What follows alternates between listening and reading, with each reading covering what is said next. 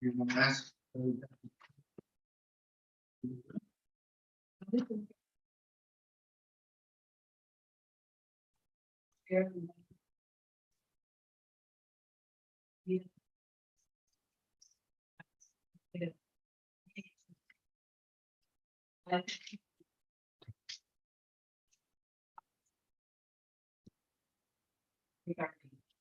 Adopting proposal like law A,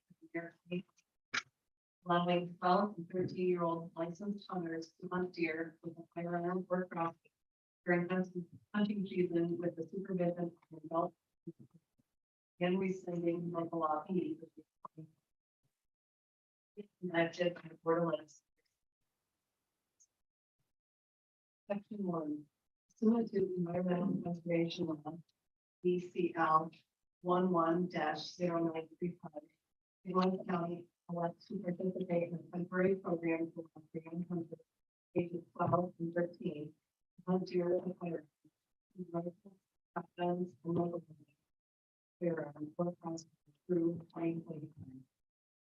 Section 2. 12 and 13-year-old licensed hunters shall be allowed to hunt deer under the supervision of a licensed adult hunter, 21 years old. With a rifle, shotguns, and multiple loading firearms areas where and during the hunting season.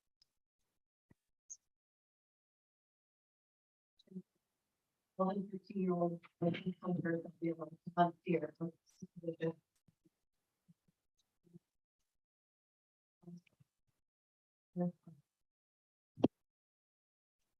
Section 4. Supervision of a licensed hunter, 21 years old, with 3 years of experience in dominion and control over the lead hunter. All licensed 12 and 13-year-old hunters, as well as their adult supervisors, should be prepared to wear clothing while engaged in hunting to an extent and covering so designated pursuant to the law, rules, and regulations of the state of New York. Section 6. All licensed 12 and 13-year-old hunters shall remain at ground level.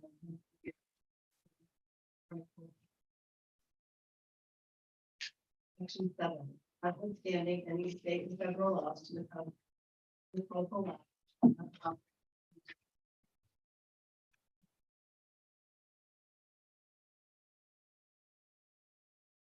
Section 8. If this local law shall be sent to New York State.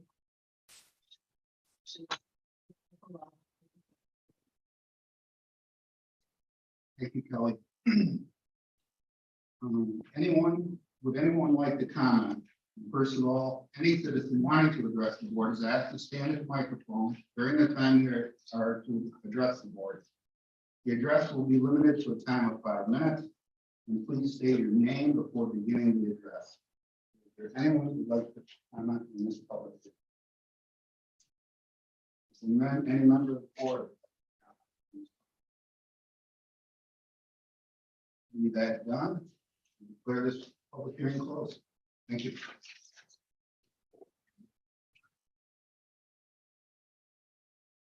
Thank you for having us.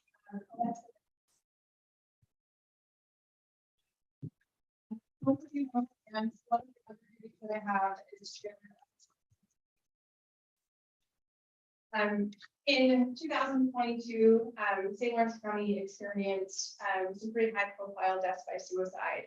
And a few members of the coalition really wanted to take action and move the coalition forward and be proactive in spreading awareness information about resources. So in 2022, you know the next slide, right? Thank you. 2022, we really met with a lot of other coalitions. We met with our neighboring counties, even farther out as Broome County, to see how their coalition operated, some of the activities that they did. And one of the common themes that we saw is that all of their coalitions had bylaws or certain practices that they had put into place. So in 2022, we put some new systems in place ourselves. We created bylaws. We had a member agreement. So any member of any person who wanted to become a member of the coalition We signed a member agreement, saying that they would participate in the coalition meetings and be part of the planning that we were doing. We had a member recruitment packet to recruit new members because we found that the same people were kind of really doing everything for the coalition, as some coalitions are. So really trying to recruit more members. We also developed a steering committee that meets monthly to really guide where our coalition is going and make these important decisions. Part of what we did as well, you know, the next slide, please. Part of what we did as well was created a mission statement. Prior to 2022, we really didn't have a mission statement. So our steering committee got together, brainstormed a mission statement for us, and went to the whole coalition for approval. So we now have a mission statement for our suicide coalition here. So the steering committee members, you'll see some familiar names on that. What we also did was develop 2 work groups as part of our restructuring. So we have an awareness group, work group, as well as an education work group. We have chairs for each of those to make sure that, you know, one individual or a couple of individuals aren't face taxed with everything.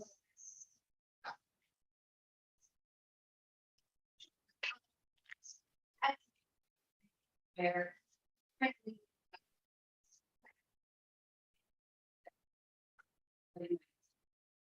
Not challenges.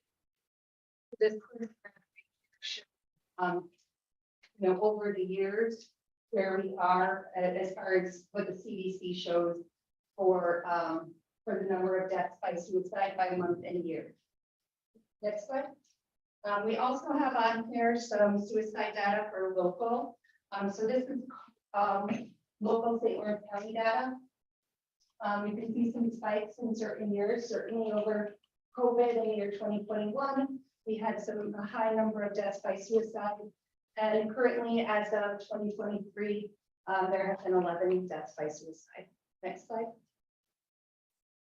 So we also have some data for suicide males versus female in the county. This is showing 2006 to 2023. Currently, there are the leading number of deaths by suicide are male population in our county. Next slide. And we also have some data by age group. So currently we see for the age group of 40 to 49 and 50 to 59 as suffering the most with death by suicide. Next slide. We do capture data as much as we can for deaths by suicide as well. Over the years, gunshot wounds have been the highest number, or excuse me, the leading cause of death by suicide on average. That's followed by hanging and then overdoses and other. So we capture this data based on coroner reports. There are sometimes, very oftentimes, a lag in the data that we receive, so we can't always know whether or not a death is by suicide.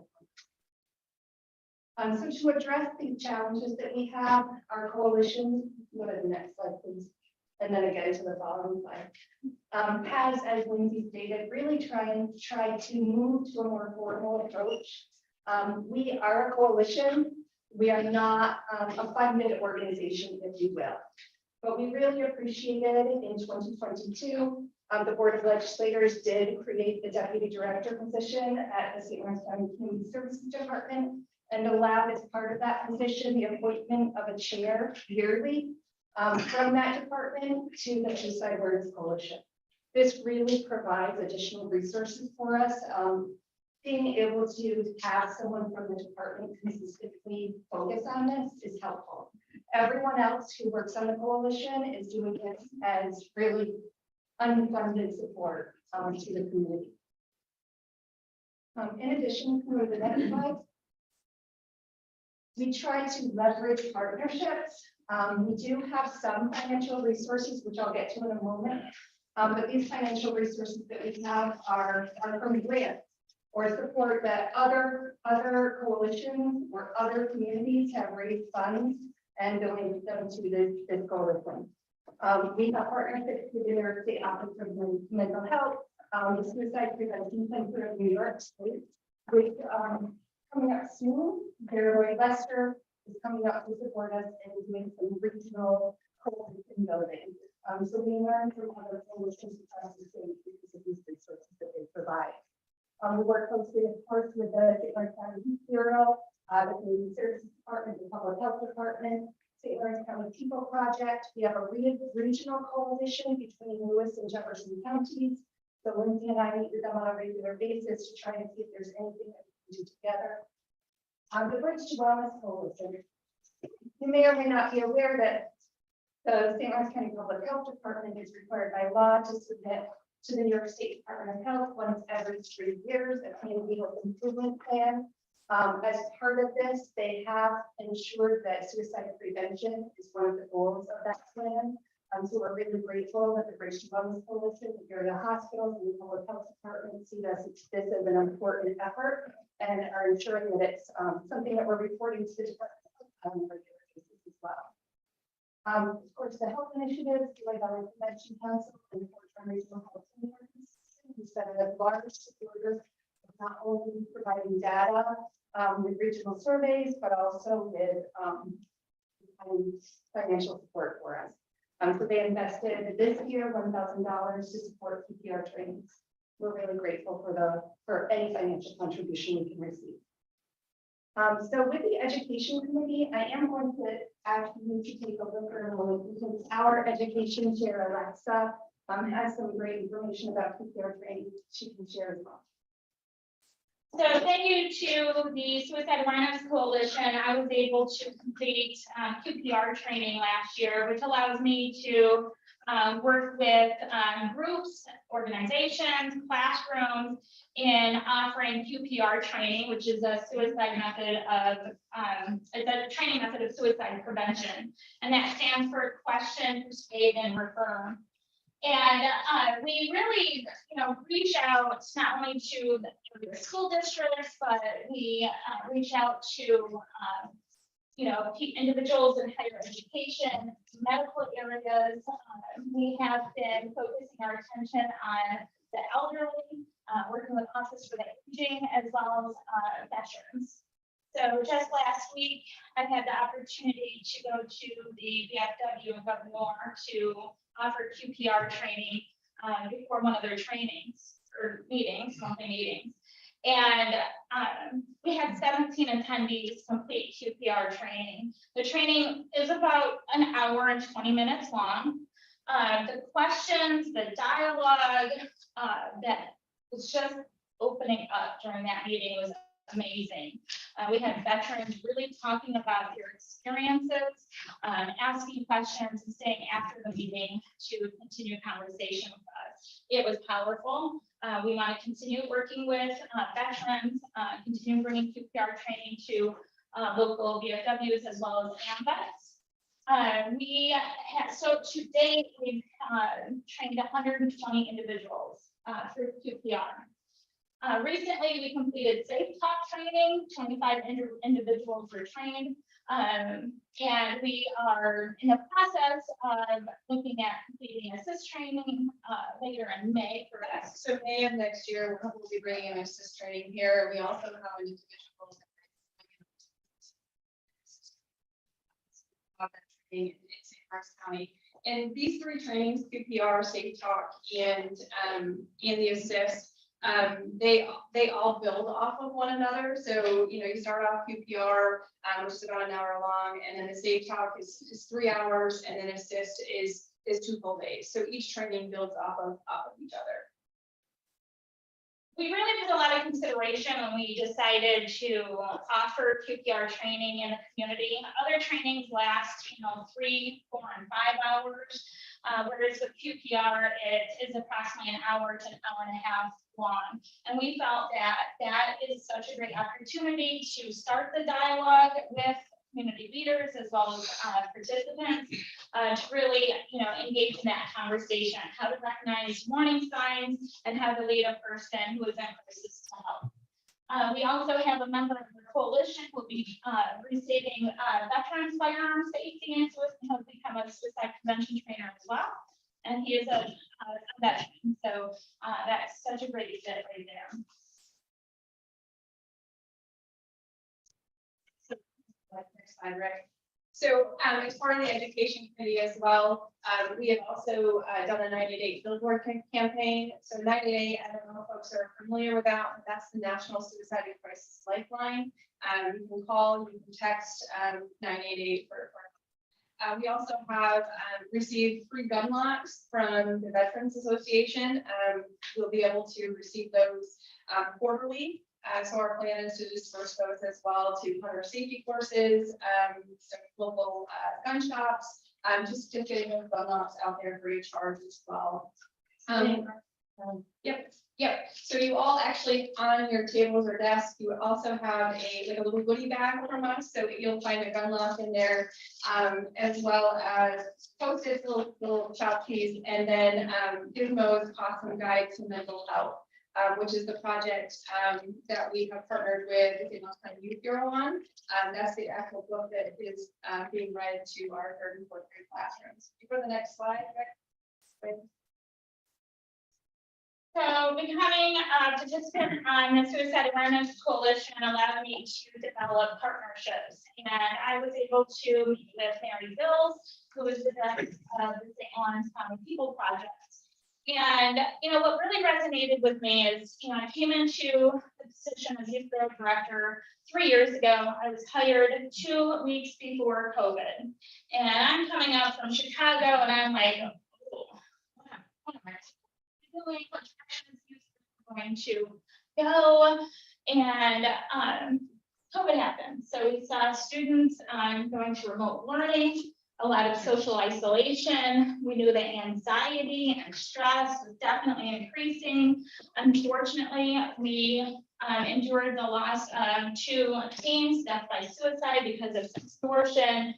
The county was ranked. And so I started participating in the Suicide Awareness Coalition. Quite frankly, I thought that it was stagnant. Meetings were getting canceled. I wanted to see forward movement, and I felt like there was a lot of frustration there.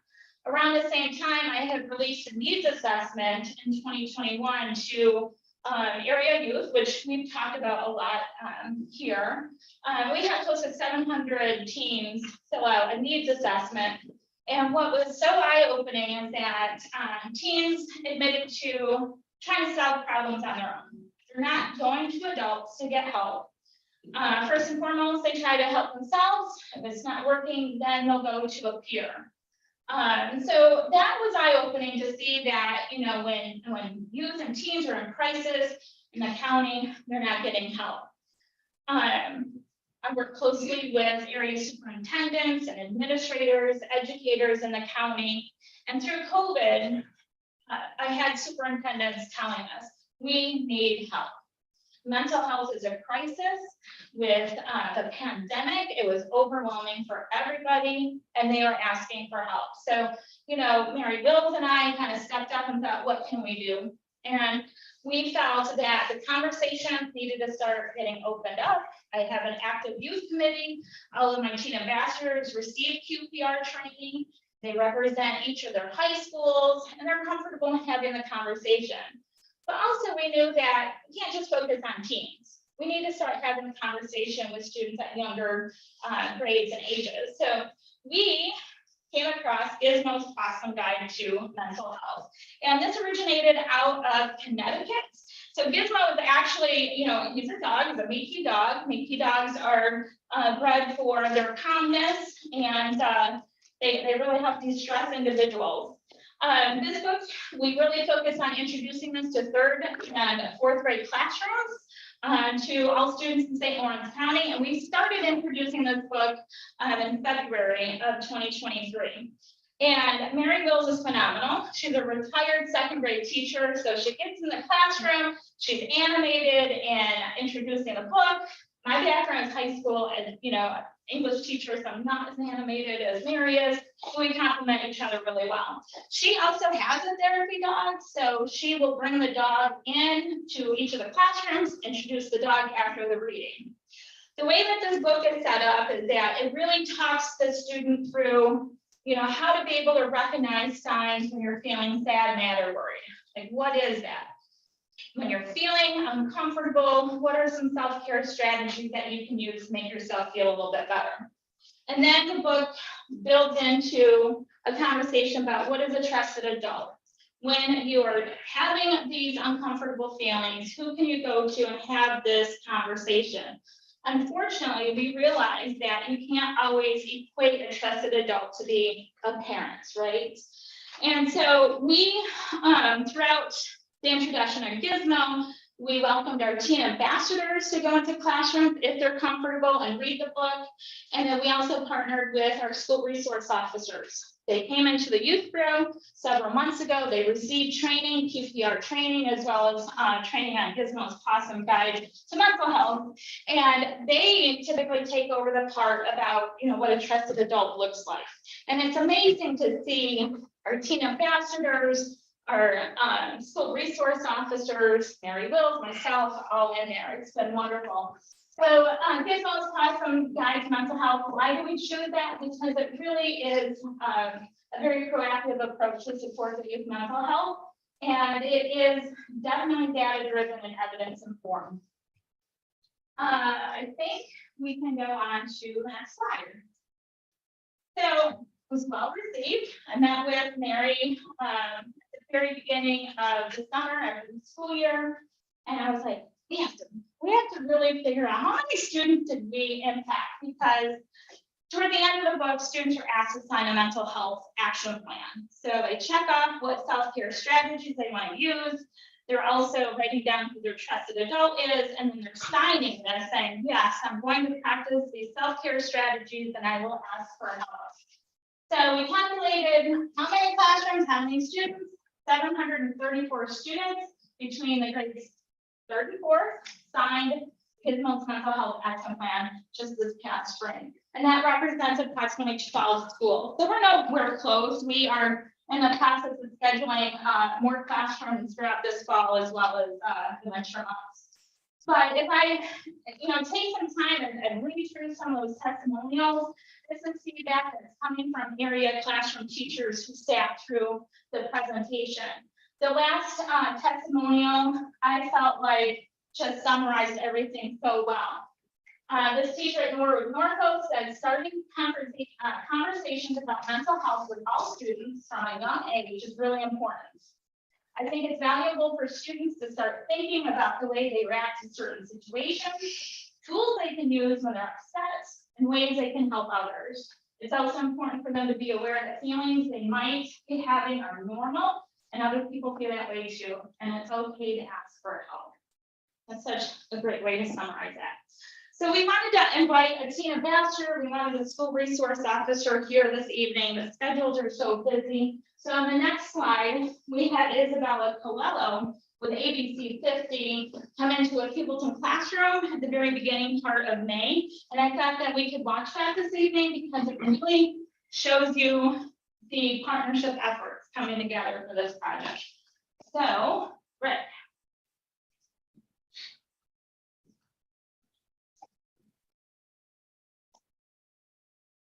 Please stand. I'm going to give you 3. Sorry. We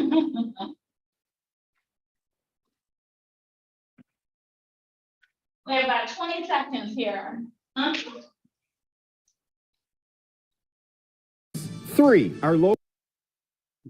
Talking about feelings can be hard, but puppies might make it easier. St. Lawrence County is trying to address mental health in new ways, as the county has seen a spike in youth suicides. We've all had some tragedy, suicide touching our lives, and as a teacher, I started seeing at the end of my career, I retired in 2018, but I started seeing an increase of anxiety and depression, even in my first grade students. The county's People Project teaming up with the Youth Bureau, reading the book Gizmo's Possum Guide to Mental Health to 3rd and 4th graders, talking about emotions, healthy coping mechanisms, and who to talk to.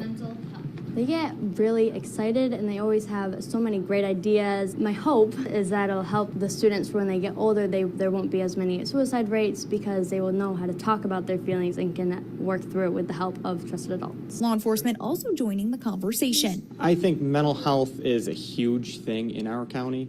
I see it all the time where I'm dealing with it on the road. So I think it's important that the kids get to talk about it, whether they can talk about with me or they get to talk with a counselor about it inside the school. And the program isn't complete without cuddly companions. The hope is that through the help of Gizmo and his friends, conversations on mental health will become a little easier in the schools of St. Lawrence County. Students talking about themselves and their feelings is simple and easy to them. It's just us providing the opportunity and resources to help them with maybe matching up their feeling with how to manage that. We want it to be something that is going to work for the kids on a level that is easy and yet fun. Reporting from Heuvelton, I'm Isabella Colello. And it just happens that our colleagues. Just a minute. I know that clear skin seems impossible right now, but you'll realize that the journey is about progress. Bill earlier, she reminded me to point out cooperative summer symposium on school wellness, and it was a virtual symposium because Gizmo project in St. Lawrence County was deemed as programs that are working and making a difference. So she spoke with New York State attendees, including administrators, educators, and community leaders. That was so nice to see. Personally, I want to say thank you for supporting having Lindsay take over as chair. I feel that the coalition has been revitalized. While I'm doing QPR training, one of the conversations that we have is the fact that when we lose someone death by suicide, they have such a powerful, long-lasting impact on family and friends. And what has really been noticeable to me is that the people that I'm talking with here in this county is not just one suicide story. People are coming to me about multiple losses, and that has such a profound effect. And myself, personally speaking, I look at my husband and I, he came home from deployment, he's in the Army. In the past year and a half, we saw at least 5 death by suicide from friends to fellow soldiers to family members. So I just want to say thank you for supporting. It's been amazing. Thank you, Alyssa.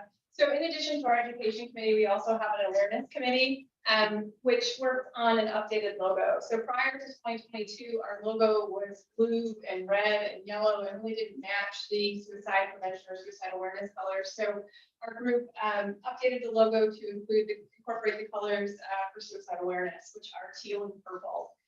We have also developed a social media presence. We are on Facebook, sharing information and such there. And we do have a website on that's housed on the county website under the Community Services Department that I maintain.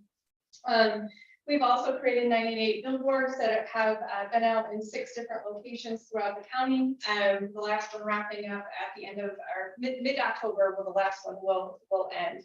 We also have a full page spotlight in North Country This Week. So if you pick it up, this week's edition has a full page spotlight, which you will see there, which advertises our chocolate walk that we're doing the week of September 16th to the 22nd to raise awareness and some messages of hope for individuals around the county. It also lists a whole host of resources that are available in St. Lawrence County because we want individuals to know that there is help, there is support available in the county. We have also sat down, our steering committee members have sat down with the editors and publishers of North Country This Week and talked to them about safe suicide language to use in articles and gave them some samples for future articles that they have.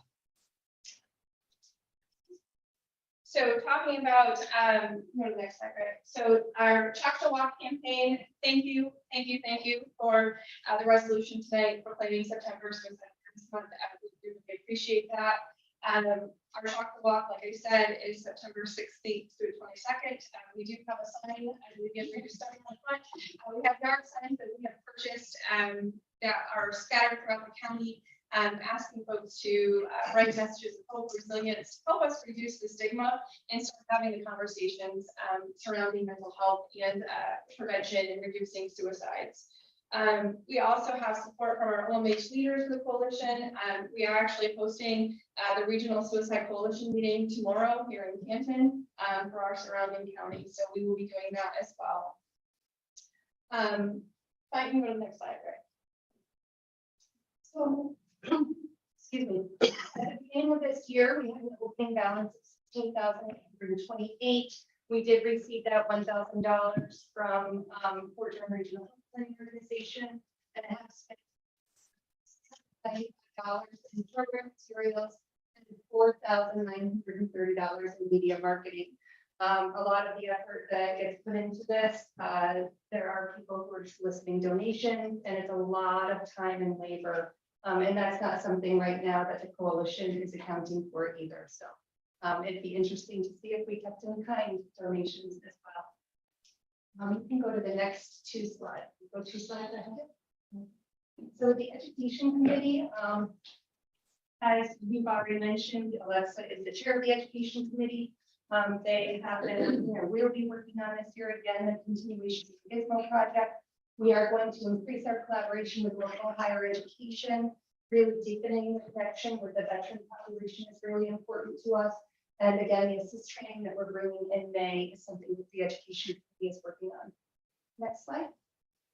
The Awareness Committee will be working on, of course, increasing awareness of the coalition as a whole. We're going to continue to try to put resources out in the community, especially the 988 crisis line and other mental health services and supports are local as well. Next.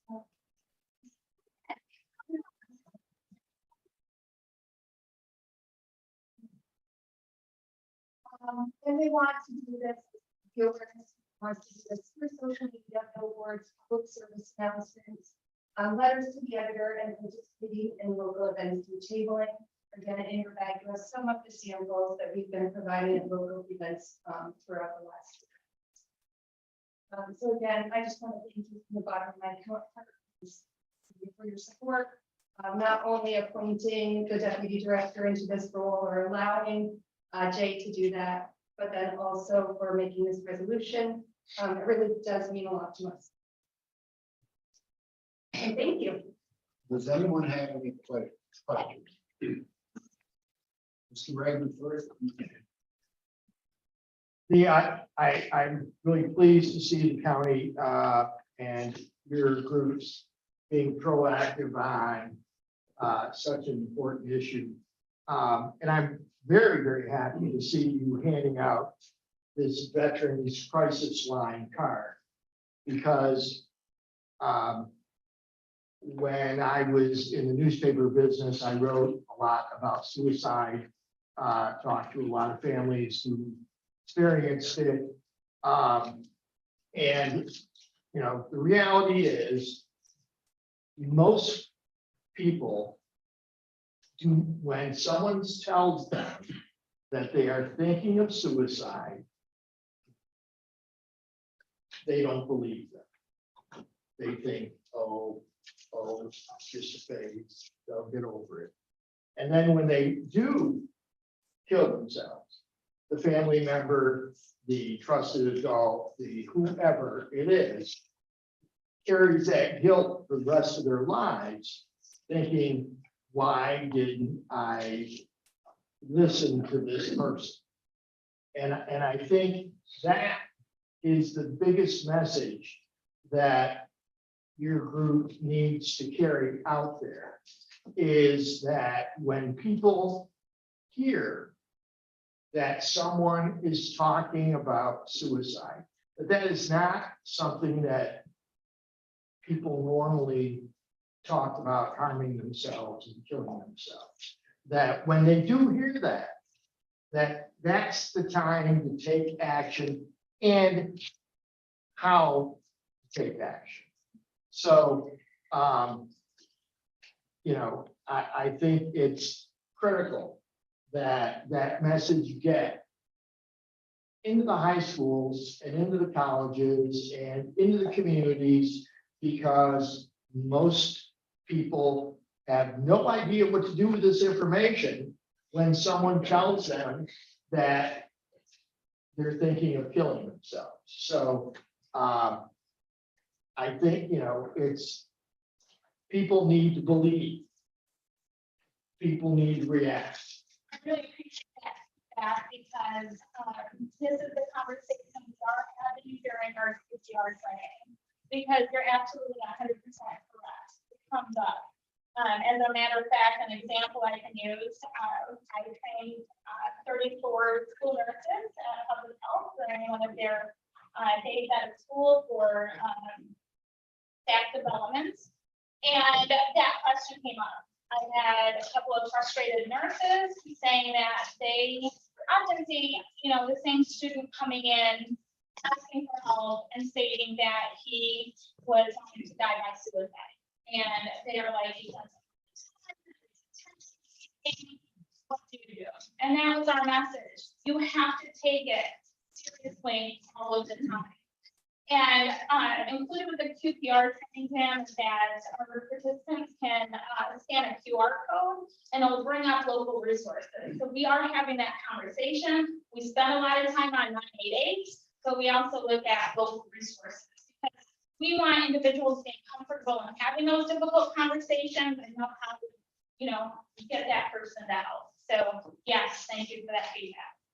And one of the things that we did as part of the OMH grant that we received, we actually trained 11 individuals to be able to teach QPR throughout the county. And some of those individuals are from higher education. So they have been actively out there along with Alexa providing that QPR training. So absolutely taking it definitely serious. Yeah. Thank you. Mr. Hall. Thank you, Mr. Chair. This is profound. Thank you. This is, I know you all have a lot of things pulling your attention, and it's not just you, it's teams behind you, but I just want to express our gratitude for your personal effort in this. And I had a question about data. You said the source for some of the suicide rates are the coroner's office. Do you have access to data on attempted suicide for our participants? I know historically, you're looking at youth, girls are more likely to the numbers for attempted suicide are higher in females than males. And so I'm just wondering if that's something you looked at, if there's any integration with behavioral health and any sort of crossover into that world. The Suicide Coalition is limited to the data that public health gives us. So if there are less than 10 deaths by suicide, we do not have access to that. They don't collect attempts of suicide, so we do not unfortunately have access to that data. It would be at a national level. So then, on a national basis, the number one would be middle-aged men, but we are finding when we're looking at the data for youth, you're correct, it is young girls. Mr. Burke. Thank you very much for the presentation. I wonder if you could talk about some of the highest risk factors that contribute to suicide. Certainly, past suicide attempts. One of them. Yeah, it could be substance use, mental health, could be loss of a job, family concerns. It really is across the board, the risk factors that individuals experience. So definitely no single risk factor, but certainly substance use, mental health, those familial relationships. And in the North Country this week spotlight that we have, if you have a chance to pick it up, it actually lays out the risk factors and then what to do if you experience those risk factors or you see those risk factors in family. Warning signs, Yes. but if you're curious how to identify, there are some warning signs, and of course, as we all know, we don't always see warning signs. Some of the decisions to die by suicide are not something that's shown people. Ms. Haggard. I don't think my microphone is working, but I have a big mouth, so I can hear you. Are you finding, like Legislator Hall pointed out, that young women are having trouble because of social media, and do you address that with the older kids? Because it seems to me like that's where a lot of the pressure comes from for teenagers and even preteens at this point. Yeah, so social media, I think, definitely plays into, risk factors with our youth, 100%. So the Youth Bureau really worked on a campaign, and they have a team presentation that they put together that's in the school districts to address the social media concerns, extortion, We've been really proactive to address social media concerns. We've had 2 years ago, it had a profound effect on St. Lawrence County, correct? And so we saw, a big partnership push to come together and really work together to help educate the community on social media awareness. Last year, we lost 7th grade students death by strangulation because he had watched a choking challenge and it went terribly wrong. His parents reached out to us and said, we need to get in front of families. We don't want to be in front of the news media, but we want to have conversations with families. And so at that point, I was working really closely with the Department of Homeland Security. I worked with an investigator at Messina, and we met together at Canton, and we had about 200 parents and family members attend. We had a panel discussion. We had Tina Bashers, but also family members that endured the loss of family members to suicide, youth. And it was powerful, but we're nowhere close to being done. This is something that is going to be ongoing. As a matter of fact, DHS continues to work closely with us, and we are kind of looking at the school year as, some opportunities for workshops. So we really need to reach parents and families because, some of the feedback is that parents are not always monitoring their child's screen time at home. And these are dialogues and discussions that we need to have, and we need to definitely educate families as far as what does that look like? Like, how can you monitor your child's screen time? So, yes, thank you for that. Thank you. Wonderful.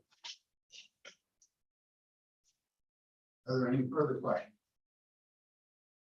I would just like you all to know courage and bravery that it took these three and their team to tackle this, because it was a conversation no one wanted to have. And even when their ideas started coming forward and they were really starting to upset people, they felt strongly in their faith and conviction to see it through. And all I had to do was get out of the way. And they've done a tremendous job. They are in schools, they're communicating with all levels, all age groups, and they're just getting started. So thank you, ladies. Thank you. Thank you. Thank you.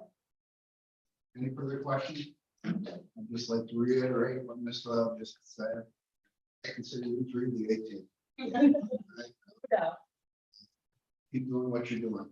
You got a great cause, and we got 3 great representatives, including everyone else. Thank you. Thank you. And if you ever want to funding for your behalf.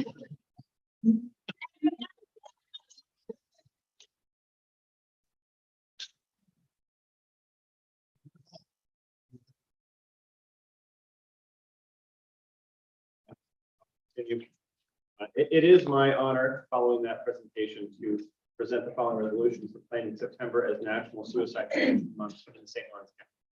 Is there a second? Ms. Kern, Ms. Burke, Mr. Burke, Ms. Lester, Mrs. Haggard, Mr. Manelli, Mr. Denisha, the light bulb, Mr. Sheridan, Mr. Forsythe. All in favor of the resolution? Aye. Any opposed? Motion carried. Thanks again. That was awesome.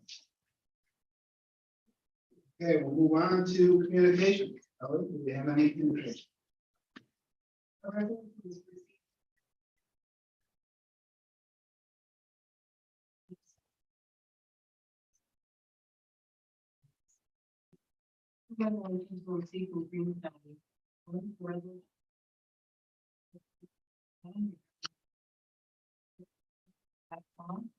And two, a resolution in opposition to the political.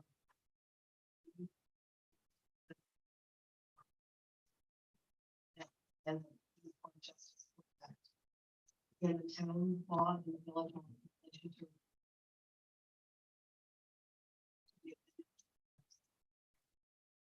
On a personal note, I was received from my family. The board, the families. Sympathy for the 408 kids who open to probably. I'm thankful for you all.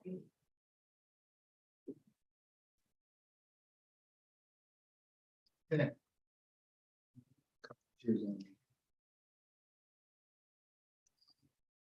Move on to citizen participation. Any citizen wanting to address the board is asked to stand at the microphone, state their name before beginning their talk. The citizen participation will be in the form of an oral address directed to the members of the board.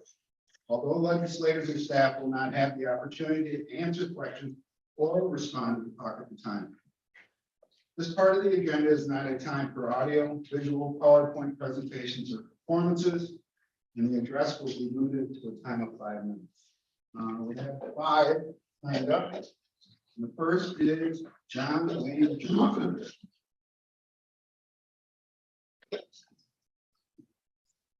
Thank you, Chairman. John Wayne Johnston, the mighty metropolis of Hammond, New York. I'm going to use some of this time. 9:30, I was teaching college photography, Clinton Community College. 15 minutes into my class, a distraught older student came in. And I was always kind of like, hey, if you need a few minutes. And she goes, no, a plane just went into one of the Twin Towers. And of course, I was taken back and I thought, okay, hold on 1 minute. We didn't really have the smartphones. So I run into my office, I pull up the news and I'm like, I don't believe this. Because, I've been on the Twin Towers. I have friends that work there. And then shortly thereafter, it was the second. And that's when I ceased teaching because I knew we were under attack. This wasn't an accident. I'm thrilled that you brought it up. I'm thrilled, Legislator Denisha, you brought it up. Thank you. My fear is this: we have a generation that now knows 9/11. My daughter's generation, they don't know 9/11. Being a photographer, I have books. They've seen it. There's a generation that knows JFK. There's a generation that knows D-Day. And if we don't repeat this and we don't talk about it, and unfortunately the education system is sometimes straying away from it because it's too upsetting. History is here to learn from, whether it's upsetting or not.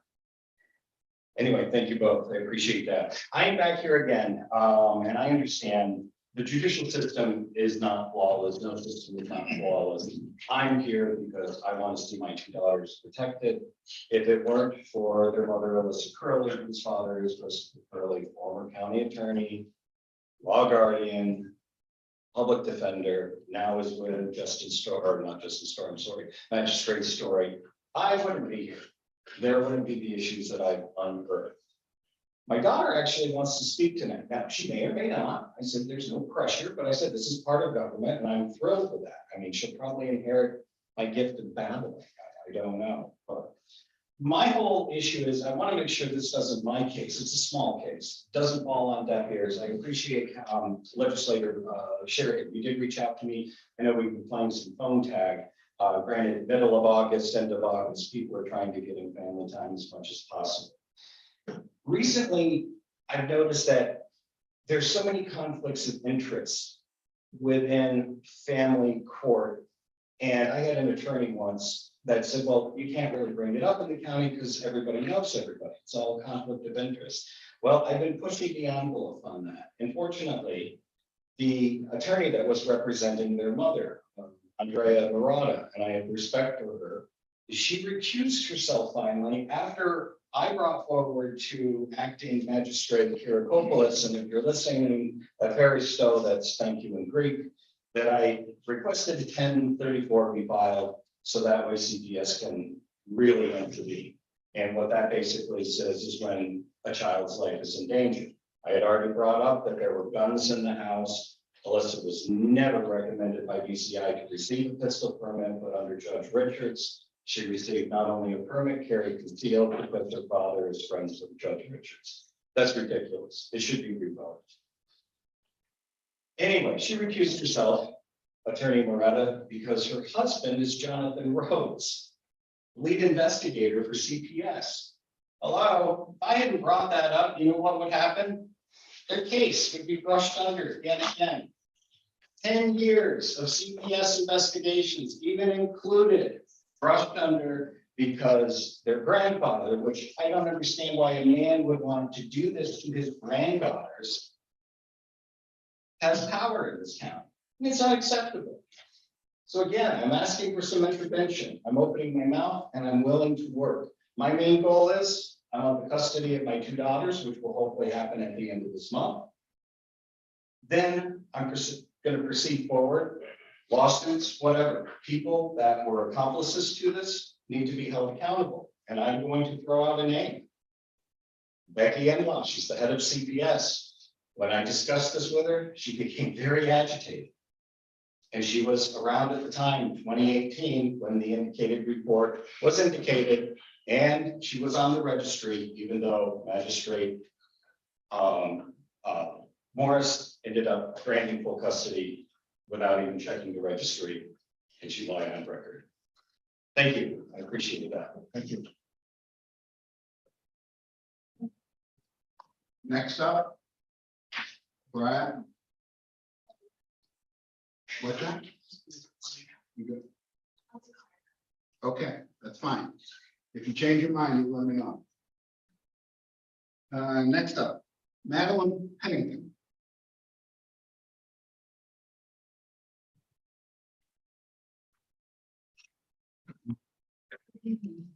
Madeline Pennington, I'm a member of the Anawati chapter. West Lawrence County Board of Legislators again this year passed the resolution proclaiming the week September 17th to September 23rd, 2023 as constitutional. September 17th, 2023 marks the 236th anniversary of the adoption of the Constitution of the United States. It's interesting to note that the preamble of the Constitution was written by Governor Morris, landowner, statesman, and for whom the villages of Governor and Morristown in St. Lawrence County are named. He wrote the 55-word preamble to explain the purpose of the law set down in the Constitution. In order to form a more perfect union, tells us why the Constitution was written. It established justice. We are guaranteed that we will be treated fairly. Ensure domestic tranquility, promises that we can live together in peace. Provide for the common defense, says that the citizens of the United States will be protected from any and all enemies. Promote the general welfare, states that everything will be done for the common good of the country and its citizens. And secure the blessings of liberty simply means that we are a free people. That this guarantee of freedom is the cornerstone of democracy. It is important for all Americans to recognize this document and to reaffirm the ideals the framers of the Constitution had in 1787, protecting the freedom guaranteed to us through this guardian of our liberties. We urge all citizens to study the Constitution and reflect on the privilege of being an American, with all the rights and responsibilities which that privilege involves. We want to thank you for passing this resolution in past years and for taking the time from your busy schedule to consider this resolution celebrating America's most important document in this year. Thank you. Thank you. Next up is Kevin Berry.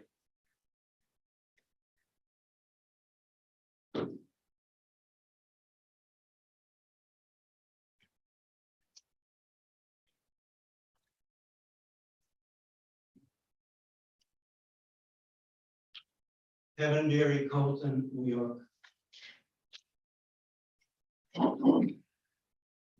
In the Child Abuse Reporting Expansion Act that has come under discussion in this chamber, nowhere is the term abuse defined. I reflected on this when I read recently in North Country this week the following. Quote, the Unitarian Universalist Church in Canton is offering human sexuality workshops for 5th to 6th grade and 7th to 8th graders. The church will utilize our Whole Lives program of human sexuality workshops. The 25 workshops for the 7th to 8th grade program address sexual health and reproduction, as well as how sexuality and identity can be expressed. Some of the more specific topics include gender roles, gender expression, sexual orientation, and more. The 5th to 6th grade curriculum is a 10-week interactive, developmentally appropriate introduction to body image, gender and sexual identity, and healthy relationships. End quote. The UU Association website gives more detail on what the workshops offer and contains the following. Quote, Our Whole Lives, grades 7 through 9. Workshop 9, Sexual Orientation.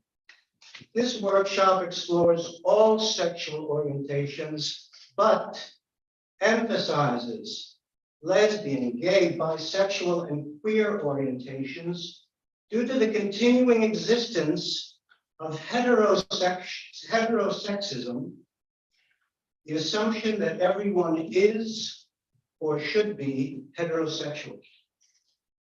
Workshop 10, guest panel. Interacting with individuals who are LGBTQ provides an opportunity to put real faces on the issue. Panelists can also serve as role models. Participants identify as lesbian, gay, bisexual, transgender, and queer, or questioning. End quote. There is nothing that Albany, at least, would consider abuse in any of this.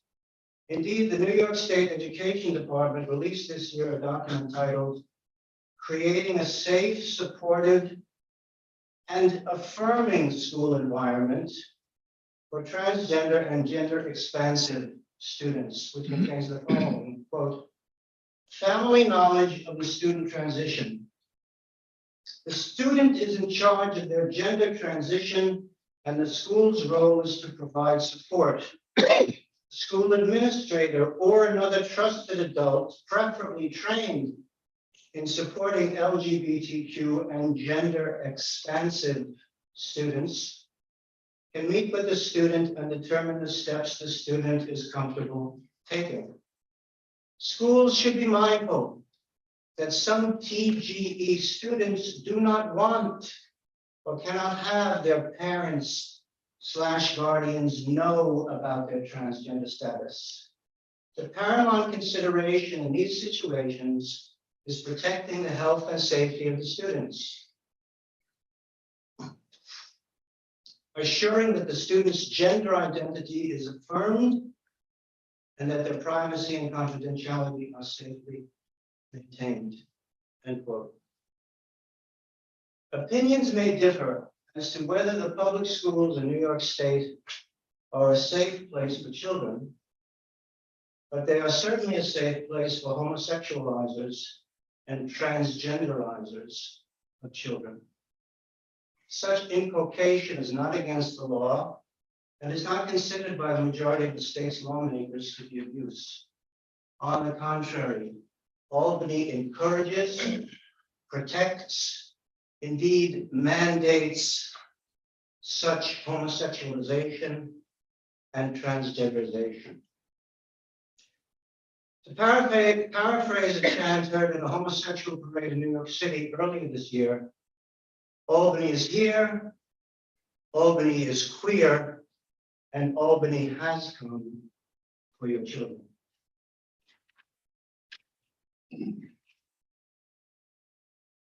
And the next up is Joan Fisher. I didn't even know. How did I know? Oh, You signed it? Oh, I signed it. is there anything you'd like to address us for? I thought that was just a sign in. No, you got For to-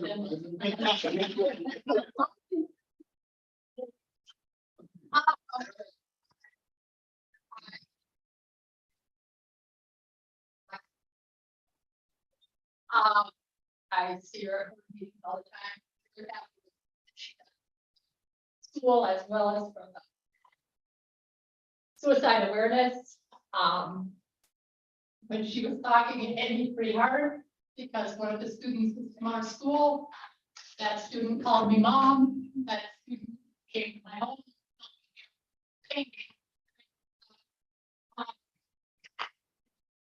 She's right. People question themselves. How did you not see that she was missing? I didn't see it. I should have. The reason I'm here tonight, in reality, is one of the resolutions that doesn't have numbers. But I wanted to be here to hear it. My mother is turning 100 this week, and this resolution here recognizing her contribution to our county. And I'm just thankful that Dad always called it 5 score. That was his rule. What? 5 score. 5 score. Thank you. You got tears out of me again.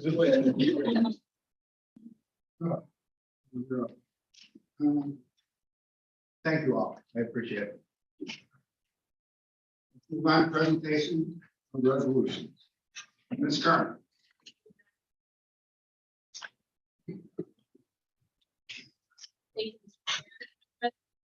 Modifying the 2023 budget appropriation for the costs associated with document management. And is there a second? And Mr. Hall, any discussion? No discussion, this is a roll call vote.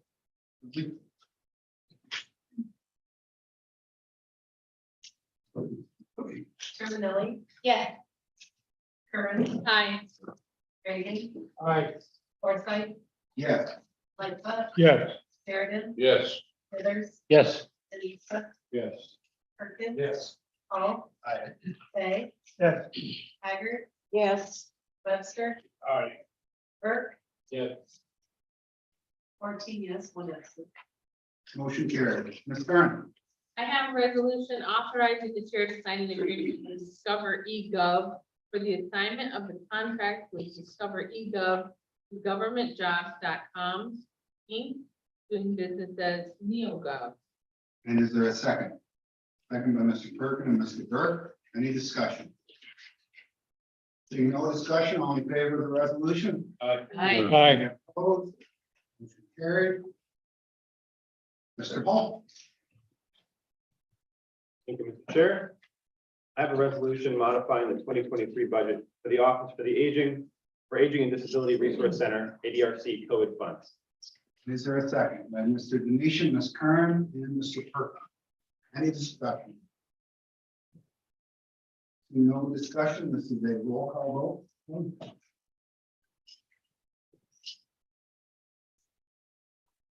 Curran, Aye. Reagan, Aye.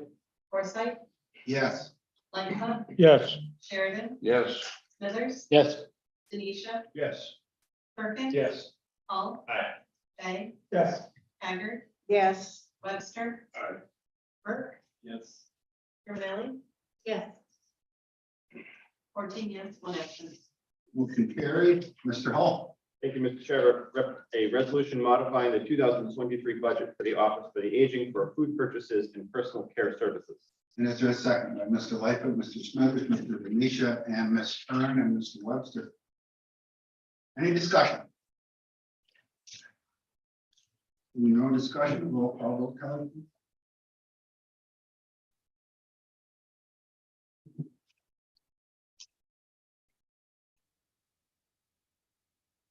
Reagan, Aye. Forsythe, Yes. Lightfoot, Yes. Sheridan, Yes. Smithers, Yes. Denisha, Yes. Perkins. Yes. Paul, Aye. Fay, Yes.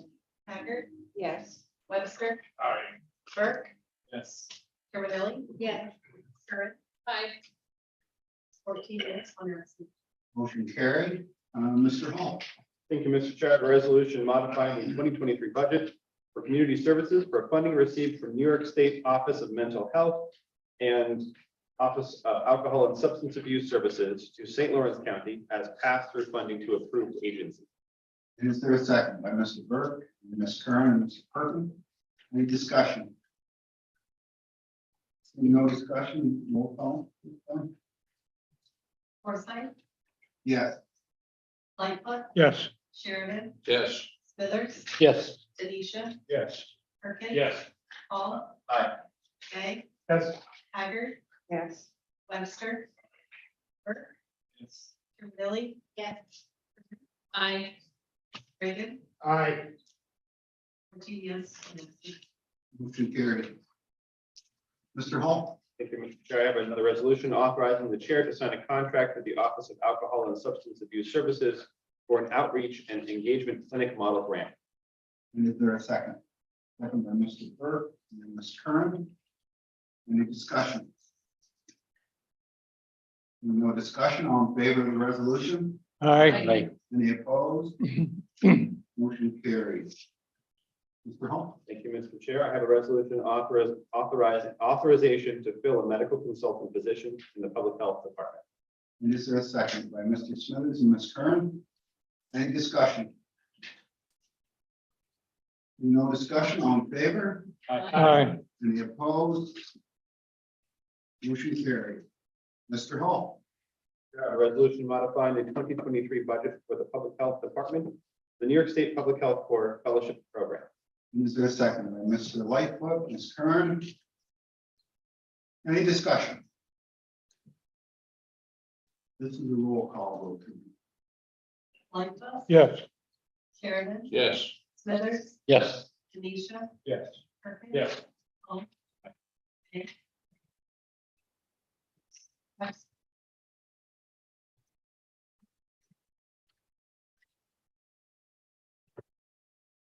Yes. Mr. Perkins, I'll call you to finance, that's all right? Sure. Thank you. Mr. Perkins. Resolution authorizing the chair to sign. For the Ogdensburg Transfer Station and move for its adoption. And is there a second? Second by Mr. Paul, Mr. Lightfoot, and Ms. Curran. Any discussion? I'll make a comment. I just like to thank Ruth and Chambers, everyone getting this done. This is one of the leading calls that I got for a few months in a row, and I'm just glad the result of the problem. Thank you. All in favor of the resolution? Aye. Any opposed? Motion carried. Mr. Perkins. Thank you, Mr. Chairman. I have a resolution authorizing the chair to sign a contract with Barton Lizutis TPC for engineering services to replace County Route 49, large culvert over Hopkinton Brook 49-1-59 BC and move for its adoption. Seconded by Mr. Smithers, Ms. Curran. Any discussion? No discussion, all in favor? Aye. Any opposed? Motion carried. Mr. Perkins. Thank you, Mr. Chairman. I have a resolution authorizing the chair to sign a contract renewal with JJ Keller and Associates, Inc. for the entry-level driver training ELDT trainer certification program and move for its adoption. And is there a second by Ms. Curran and Mr. Webster and Mr. Fay? Any discussion? No discussion, all in favor? Aye. Any opposed? Motion carried. Mr. Perkins. Thank you, Mr. Chairman. I have a resolution authorizing the chair to sign a contract with the St. Lawrence County Fire Training Facility, Inc. for priority use of the training facility by participants of the St. Lawrence County Self-Insurance Plan. Move for its adoption. Seconded by Mr. Denisha, Ms. Curran. Any discussion? No discussion, all in favor? Aye. Any opposed? Motion carried. Mr. Perkins. Thank you, Mr. Chairman, I have a resolution authorizing the chair to sign a contract with Oregon Environmental for environmental investigations on property owned by the Reddit Revocable Trust, Eleanor R. Millette, Scott P. Ferry, Doris E. Miller, and Bradley L. Finley Jr. and move for its adoption. And is there a second? Second by Ms. Kern. Any discussion? No discussion, all in favor of the resolution? Aye. Any opposed? Motion carried. Mr. Perkins. Thank you, Mr. Chairman, I have a resolution authorizing the chair to sign an agreement between Thomas Nordstrom and Denise Nordstrom and the County of St. Lawrence, New York, regarding a tax delinquent property located at 815 State Highway 37 in the town of Hammond, New York, and move for its adoption. And is there a second by Mr. Smithers, Mr. Lightfoot, Ms. Kern? Any, Mr. Sheridan as well? I'd like to abstain for Okay. reasons, Noted. given at the finance committee. Is there any further discussion? No discussion, all in favor? Aye. Any opposed? We have one. Okay, Mr. Forsyth, or Mr. Lightfoot, could you read this one, please? Yes, sir. Mr. Chairman, I offer a resolution in opposition to the implementation of background checks for the acquisition of ammunition and to the imposition of fees for the performance of any background checks for the acquisition of firearms or ammunition as required under the Concealed Carry Improvement Act. And I move for its adoption. Is there a second by Mr. Burke, Mr. Webster, Mr. Sheridan, Mr.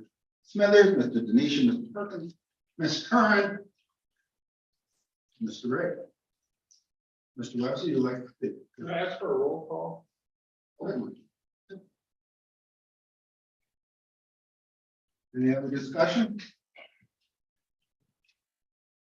Roll call. Sheridan, Yes. Smithers, Yes. Denisha, Yes. Perkins, Yes. Paul, Aye. Fay, Yes. Haggard, No, Webster, Aye. Burke, Yes. Cardinelli, Yes. Kern, Aye. Reagan. Forsyth, Absolutely, yes. Lightfoot, Yes. 13 yes, 1 no, 1 absent. Motion carried. Mr. Lightfoot, can you do it one more time? Yes, sir. Mr. Chairman, I offer a resolution opposing the issuance of executive orders directing the placement of migrants in local communities over the objection of the citizenry and the impacted county, and commending the refusal of Governor Hochul to issue an executive order directing placement of migrants in upstate communities. Move for its adoption. And is there a second by Mr. Smithers, Mr. Perkins, Ms. Curran? Any discussion? Mrs. Haggard?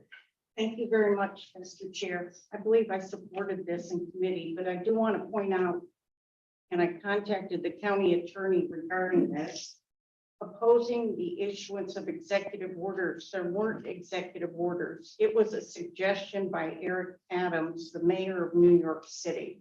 And so I don't know if we can amend the title, but it suggests that there was an executive order.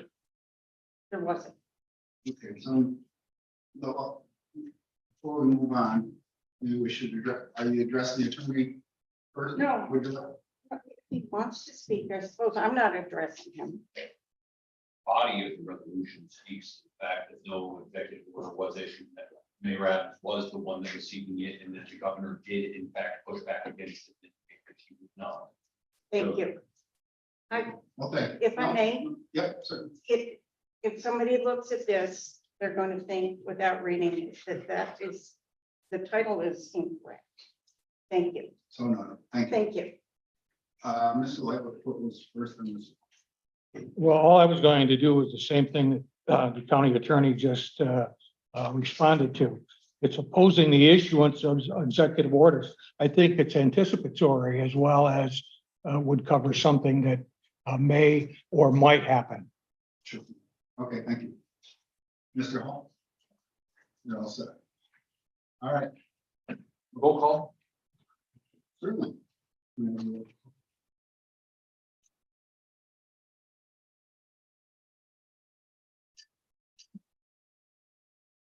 Smithers, Yes. Tanisha, Yes. Perkins, Yes. Hall. Aye. Bay, Yes. Haggard, Yes. Webster, Yes. Burke, Yes. Terminelli, Yes. Curran. Reagan, Aye. Forsythe, Yes. Lightfoot, Yes. Sheridan, Yes. 14 yes, 1 absent. Motion carried. Mr. Perkins? Thank you, Mr. Chairman. I have a resolution authorizing the chair to sign a contract with the New York State Division of Homeland Security and Emergency Services for stormwater management and modifying the 2023 budget for buildings and grounds and move for its adoption. And is there a second? Second by Ms. Curran. Any discussion? No discussion, this is a roll call vote. Tanisha, Yes. Perkins. Yes. Hall. Aye. Bay, Yes. Haggard, Yes. Webster. Aye. Burke, Yes. Terminelli. Yes. Curran. Reagan, Aye. Forsythe, Yes. Lightfoot, Yes. Sheridan, Yes. Smithers, Yes. Motion carried. Mr. Perkins? Mr. Chairman, I have a resolution authorizing a hybrid work agreement with the indigent defenders in St. Lawrence County to move for its adoption. Is there a second by Mr. Hall, Mr. Lightfoot, Mr. Webster? And any discussion? No discussion, all in favor? Aye. Any opposed? Motion carried. Mr. Perkins? Thank you, Mr. Chairman. I have a resolution adopting proposed local law for the year 2023, allowing 12 and 13-year-old licensed hunters to hunt deer with a firearm or crossbow during hunting season with the supervision of an adult licensed hunter, rescinding local law B for the year 2021 and as the modification. And is there a second by Mr. Nation, Mr. Sheridan, Mr. Smithers, Mr. Curran, Mr. Webster? Any discussion? And Mr. Burke, any discussion? I mentioned it in committee, been an advocate for this as long as I can remember. I also used to years ago sponsor a youth pheasant hunt. Youth pheasant hunt. Deer hunting is pretty close second. I hope everyone's. Mr. Dinesh. Yeah, just briefly, Mr. Chair, and to echo your comments, you know, as you know, I've hunted for a number of years, more than I can count, I guess, but last year was probably one of the best years I ever had, because I was with a young hunter, killed his first buck, and it was a magnificent animal, and you could not wipe the smile off its face for a week. Never take them around. You can't replace something like Yeah. that. Absolutely. Mrs. Haggard. Oh, thank you. This is an example of how we should approach things. It's teaching them how to use firearms correctly. This is responsible gun ownership. I believe when this first came up, it was supported by the DEC. Not, I think that was part of it. Anyway, I will be supporting this and and I hope that it's used in St. Lawrence County. Thank you. Ms. Curran. So my question is sort of different. At the end, there's a carve out. They can't shoot there. Yeah. Why? Do we know? I don't have the answer. We have an abundance, probably way too many bear. I don't have the answer. Mr. Webster. The bear is very dangerous. Yeah. And they can't be in the tree stand. You're supposed to hunt them around. That's why the bear, okay. And lastly, we have the question of how much hunter orange is required. Mr.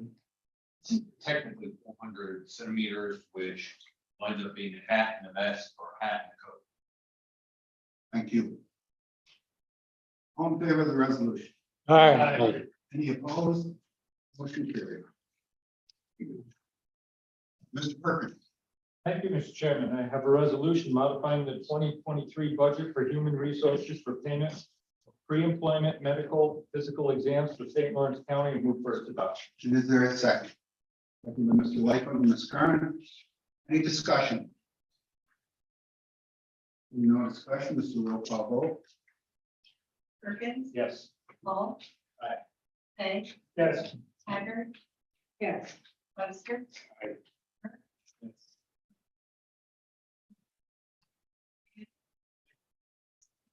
Yes. Lightfoot, Yes. Yes. Yes. Legion, Yes. Motion carried. Ms. Hager.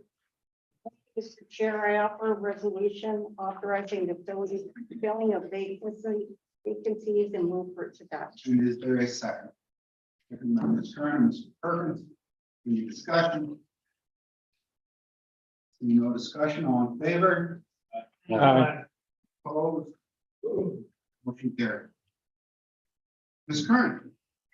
Thank you, Mr. Chairman. I have a resolution proclaiming September 17th to the 23rd, the sheriff's week in St. Lawrence County, and move that resolution. And is there a second? Second by Mr. Burke and Mr. Perkins and Mr. Hall. Any discussion? No discussion, all in favor of the resolution? Aye. Any opposed? Motion carried. Mr. Burke. Thank you, Mr. Chair. I offer a resolution urging federal and state government representatives to advocate for increased funding levels for older adults in the federal and state budget, to allocate to local units, allowing area agencies on key and critical services to older adults, so they may age safely in place. For adoption. And is there a second? Second by Ms. Curran. Any discussion? No discussion, all in favor of the resolution? Aye. Any opposed? Motion carried. Ms. Curran. Thank you, Mr. Chair. I have a resolution to offer objection to the inclusion of St. Lawrence County on the list of sanctuary counties related to immigration. It's maintained by the Center for Immigration Services, and directing action to seek delisting of the county from any such designation. And is there a second? Second by Mr. Sheridan, and Mr. Lightfoot, and Mr. Webster, and Mr. Fay, and Mr. Perkins. Any discussion on this? Go ahead, Ms. Curran. It's just simply factual. We've been listed since about 2015 as a sanctuary county, and we're not one. I think it should be removed. More complicated. I have one question to follow up with you with the county attorney. How do we do?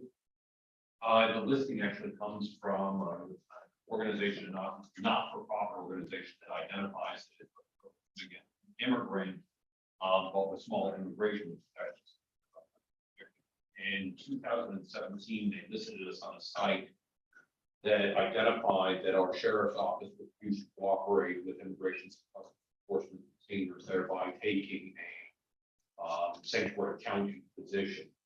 That is in fact factually incorrect. I have been involved with myself personally in the last 2 months that were effectuated. So part of the process is seeking listing by CIS, which is the organization. Part of it is placing ICE on notice of that. But unfortunately, the problem is now that compounded federal agencies are adopting that CIS. Thank you. Any other questions? All in favor of the resolution? Aye. Any opposed? Mr. Taggart. Mr. Reagan. Thank you, Mr. Chair. And if we can, I'd like to defer to Legislator Curran to introduce this. She has led the effort on this issue. I have a resolution in opposition to the placement of migrants in the town of Messina, authorizing the county attorney to render legal aid to those municipalities designated as potential placement locations by the Department of Homeland Security, the city of New York. And is there a second? Mr. Lightfoot, Mr. Webb, Mr. Reagan. Any discussion? Ms. Curran. So my concern with bringing migrants here, like they typically targeted Messina Airport. The entire airport is smaller than our chambers here. It leads people to believe there's safe places for them to go. We don't have buildings. We can't take care of our own constituents here in this county. We have, I think, upwards of 150 homeless people that we're taking care of that are from here. And to, especially going into one of our winters, to have people think that coming to the airport is safe for them, and we have warm housing, the ability to feed them, any of that, really not factual data. I mean, if you need a tour of the Messina Airport, the hangars that are there are from 50, they're thin tin. There's not even sewer and water on site that you could make it. It certainly wouldn't be done by the time it starts to get cold. So I'd hate to see people come here and then be failed by the system. Thank you. Mr. Leiter. You know, I read this and I look at it as a doorway being opened, if this goes through, to other places, not only in St. Lawrence County, but the entire North Country. And I just can't believe what I'm seeing going on with respect to this. Automatically, they will be knocking on the Department of Social Services door. They can walk out of wherever they are and be gone forever, unaccounted for. We have no idea what kind of background these people bring with them. And, you know, what they may have been involved with when they left the country that they exited from. I'm scared to death of seeing something like this happen. I would bet you dollars to donuts, and I know you agree, that if this goes through Messina, the next place to fill will be one of that empty jail over in Ogdensburg. Watch and see. So I think it's a wise and prudent thing that we're doing to get ahead of this and show that, hey, we're not in favor of this. And I'm hoping that the newspaper will pick this up and the television station will pick it up and show the public that we really do care about it and get them involved in this. Let's hear their voices. Thank you. Mr. Reagan. I just want to echo Mr. Lightfoot and Kern's concerns. I think that the idea of bringing people up here, it's been shown, it's often unwilling. They don't know where it is that they're being taken, to be abandoned in at this airport. And, you know, even if they pitch a tent for them, which is what they're doing in New York City, or they put up some temporary housing of some sort. I think Mr. Lightfoot is correct that this will just be the beginning, and they will attempt to do the same in the vacant buildings at the Ogdensburg Correctional Facility. The notion of taking people and bringing them hundreds and hundreds of miles from where they really wanted to be seems to me to be a wrong-headed and inhumane policy, and I think it's just deplorable that officials far away from here are making these wild suggestions when they obviously have not done any investigation on the ground to see where it is they would be sending these people. You know, personally, I sort of think it's just a giant publicity stunt to get people upstate concerned and upset. And, you know, they've succeeded. But It would, the mayor, Messina has gone on record, the town supervisor has gone on record. I hope that the governor sticks by her views on this and does not make a statewide mistake. Thank you. Okay, Mr. Webster, then Mr. Smithers. Besides having the housing or homeless or low income people are struggling, we have elderly people here who have worked their entire life. They're choosing whether to turn up their heat or buy their medicine or whether to eat. And we're gonna, Mr. Lightfoot says, open an open door for people to come here illegally and give them anything they need. What about the people here that are struggling already? What about the elderly who are being pushed out of their homes? We need to be able to take care of the people that are here before we start trying to take care of other people. Thank you. Mr. Smithers. I'd like to point out the first whereas, which really speaks to me. Invited by New York City Sanctuary City Policy. This has origins in this. There's a number of cities in the United States that have declared themselves sanctuary cities. This country of the United States has accepted immigrants over the years, the 200 plus years we've been in existence. We've had many immigrants from various countries. We have laws. We accept people that are seeking asylum with guidelines. And this first paragraph goes on to say, for migrants with non-declared or non-determined legal status. In other words, they're not here legally. They're not declared legal. We have laws, they need to be followed. That's all I got to say about this. That's enough for me. Thank you, Mr. Smithers. Ms. Haggard. Thank you. I do want to point out my understanding of this is when you enter the country seeking asylum, you're seeking asylum. You're not illegal. From the get-go, you're seeking asylum. And there's a difference.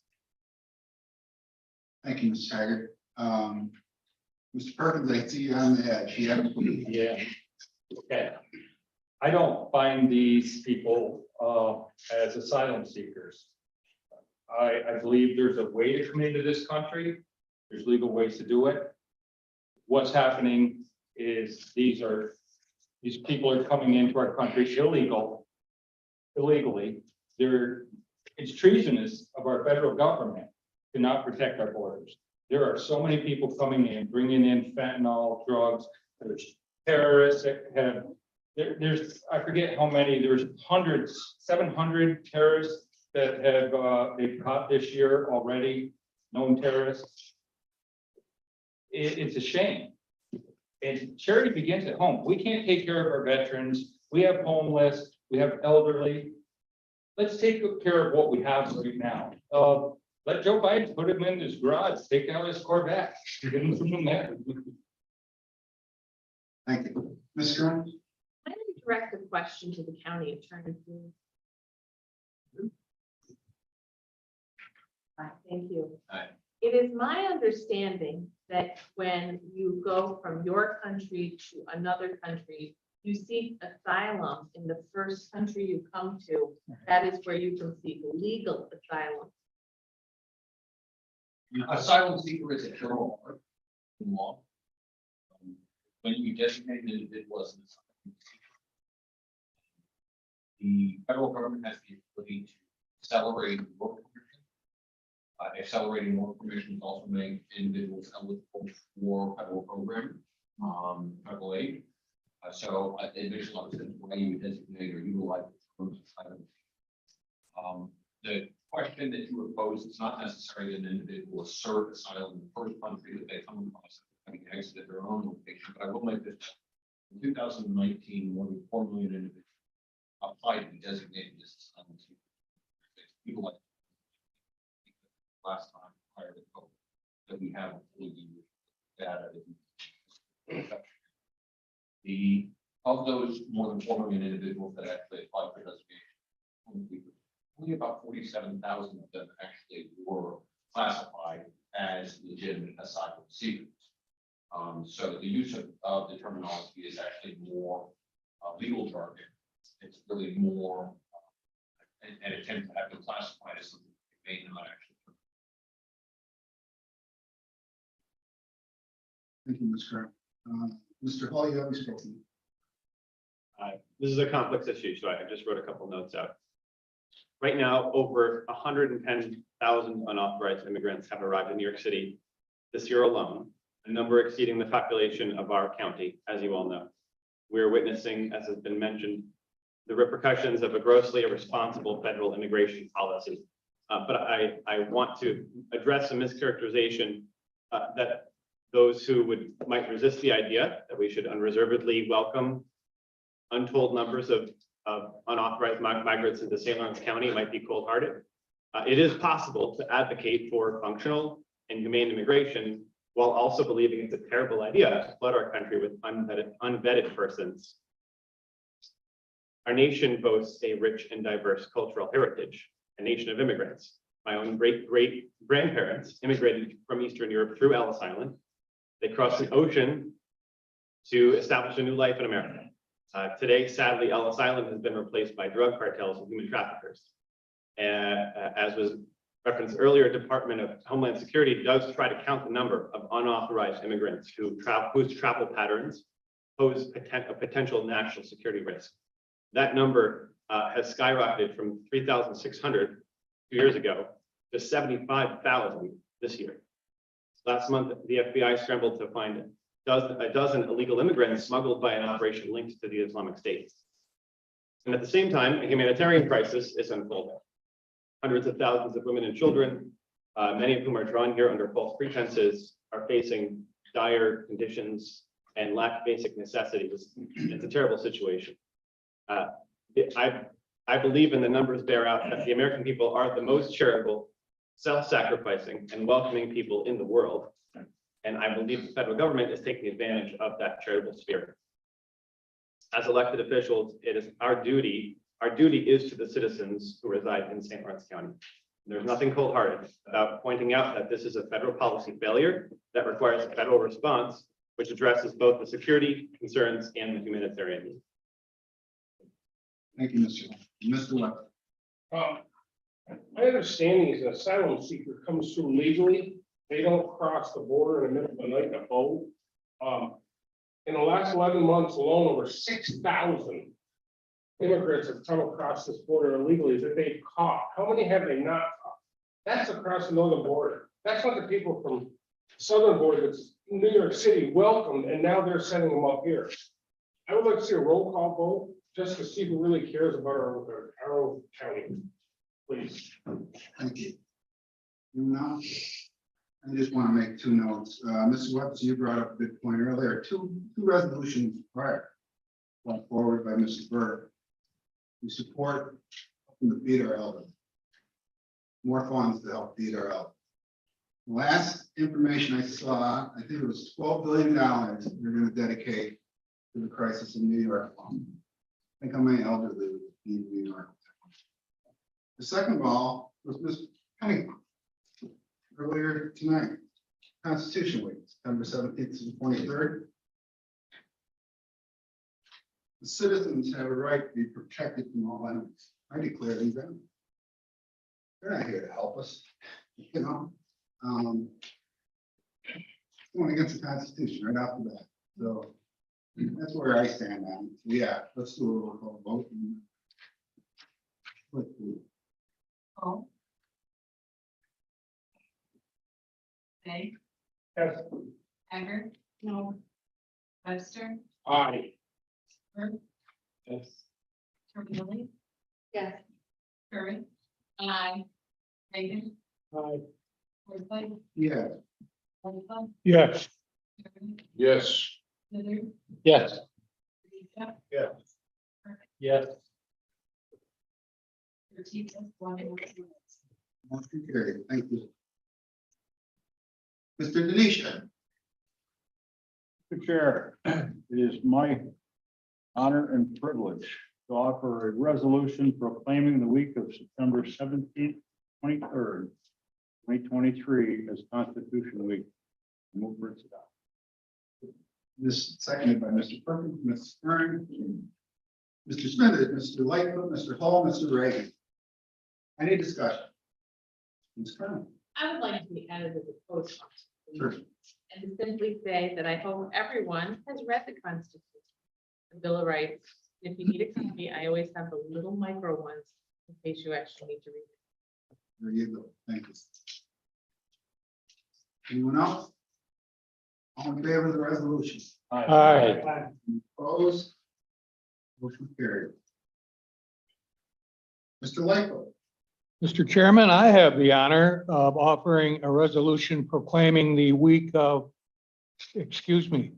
recognizing the 100th birthday of Mrs. Ethel Boyd Foote.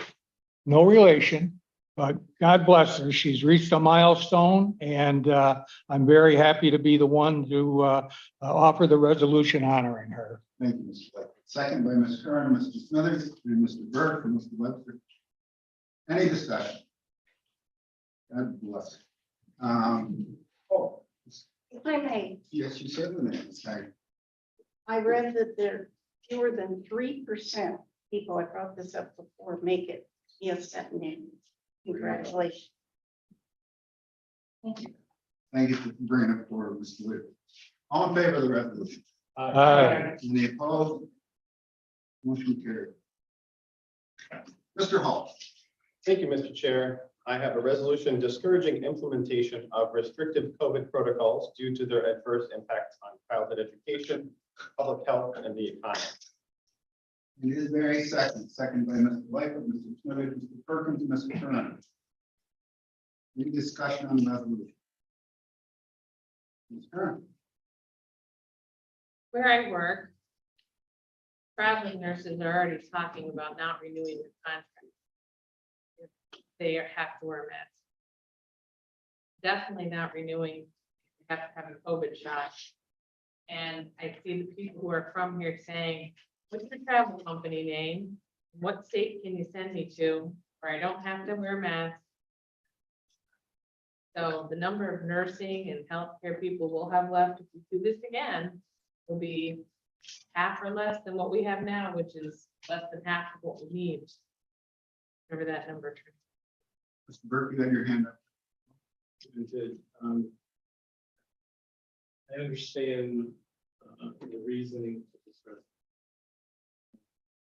I can't comfortably support stepping on the toes of public health, local hospitals.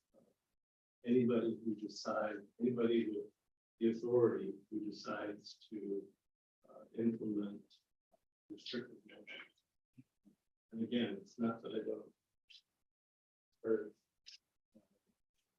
but I can't support it because I think for me, it's an overreach. Fair enough. Anyone else? Mrs. Hager. Thank you, Mr. Chair. I started reading this and there are a lot of things I do agree. Where I was stopped was, I did not feel a violation of my rights when I was told that I had to stay inside. And practice COVID. I considered that a public health law that I would comply with and that it was for the greater good, so I won't. Thank you. Anyone else? Mr. Denison.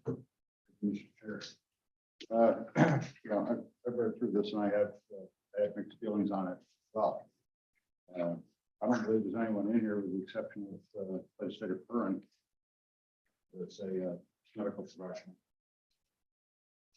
If I look around, Mr. Hall worked in the medical profession. Excuse me, John. I'm sorry.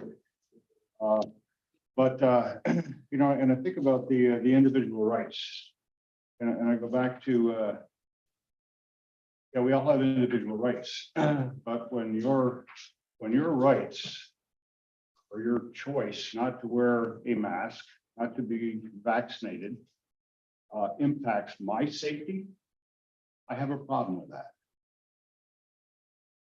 And it's just like many families choose not to have their children vaccinated. It's getting more and more and more all the time. And again, if you don't want your child to be vaccinated, I don't have a problem with that. But you don't send them to a public school where they can infect a whole bunch of other kids. So, you know, I'm going to, this is very broad, so I can't support it. Fair enough. No one else, first thing? Ms. Kern? Well, I would say that.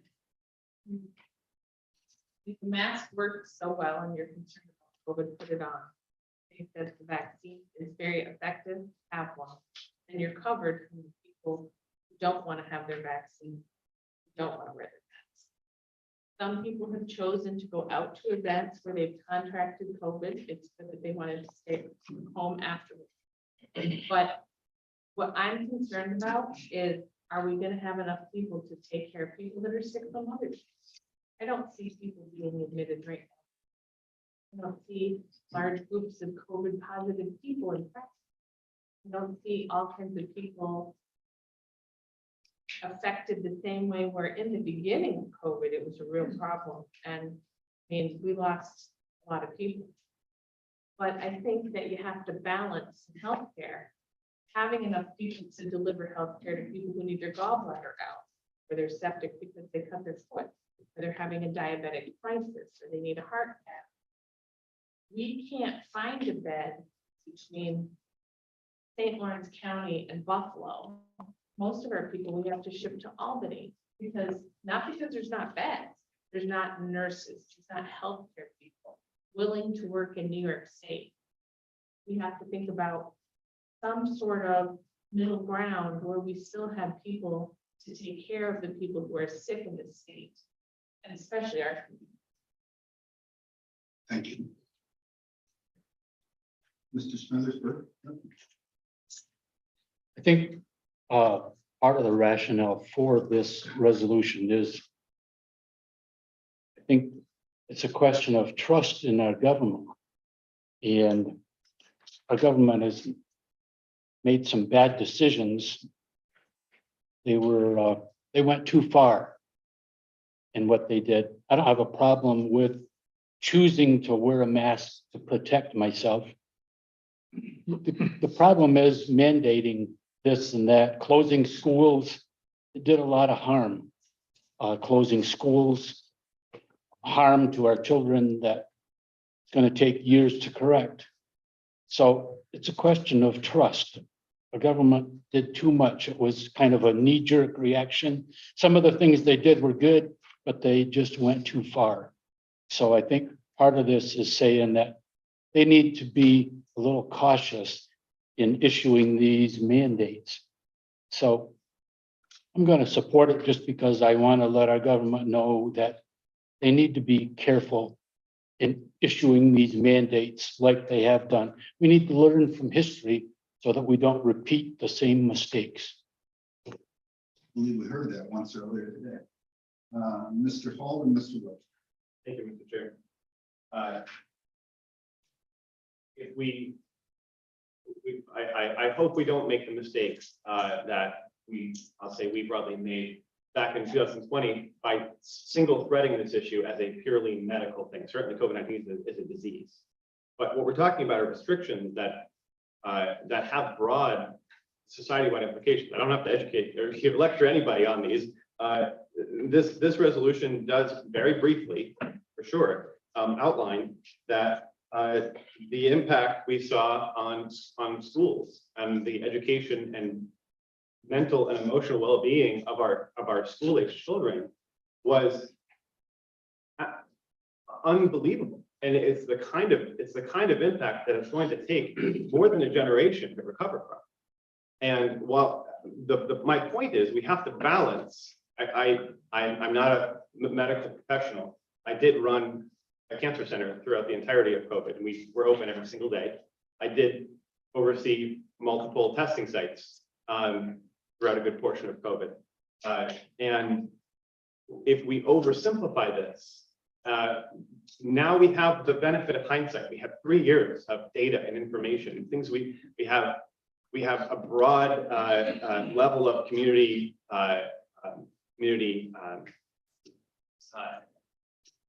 word? Anyway, it's in here. It comes back. Vaccinate, yeah, community immunity, it rhymed, that threw me off, community immunity. Through infection, through vaccines and boosters, and that's all really great. But if we oversimplify this again and react with the knee-jerk reactions, we're gonna make the same mistakes, and we can't afford to do that. We can't afford that for the sake of our children, for the sake of the next generation. We can't afford to do that again. And while I certainly place a lot of respect in the opinions of experts in relevant fields, frankly, a lot of that respect, institutional respect, was squandered throughout the COVID season. Many decisions were made with good intentions, but also there were many situations where decisions were made at a high level without the benefit of evidence of fact, without the benefit of research. And we have that now. We can all read these studies. I mean, just recently, it was earlier this year, a corporate report came out as a meta study, looked at randomized controlled trials of mask efficacy, community masking, the efficacy of that across the country. And they found definitively there's zero evidence that masking on a community level had any impact whatsoever. Now you can argue with that research and argue with the studies, and certainly people have taken their place to do that. But we have to understand there's more at risk than another infection. There's more at risk than a spread of disease. We actually have more to observe in this very complex situation. So I would encourage all legislators to thoughtfully consider voting in favor of this resolution. Thank you. Thank you, Mr. Hall. Mr. Walker. Thank you, Mr. Chair. Just a short time ago, the Suicide Awareness Coalition talked about how suicide declined during COVID and the masking and the staying home from school and everything else. We've heard how mental health issues have went crazy for that 2 years, how everybody was, mental problems, mental health issues, all kinds of stuff. I guess my question is, are we gonna make this so that, like, are the illegal aliens gonna have to be vaccinated or masked too? Are we gonna force the Amish to do it because they ride our public transit? It's hard because it feels like we're forcing law-abiding citizens once again to follow certain rules that not everybody is and can't be enforced. So I'm gonna vote for this. Thank you. Let's do a roll call. Be interested in that.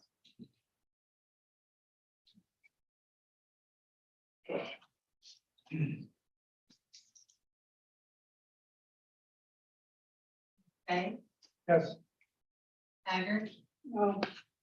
Webster, Yes. Burke. No. Millie, no. Curry. Aye. Reagan, Aye. Forsythe, Yes. Lightfoot. Yes. Sheridan, Yes. Smithers, Yes. Tanisha, No. Perkins, Yes. Paul.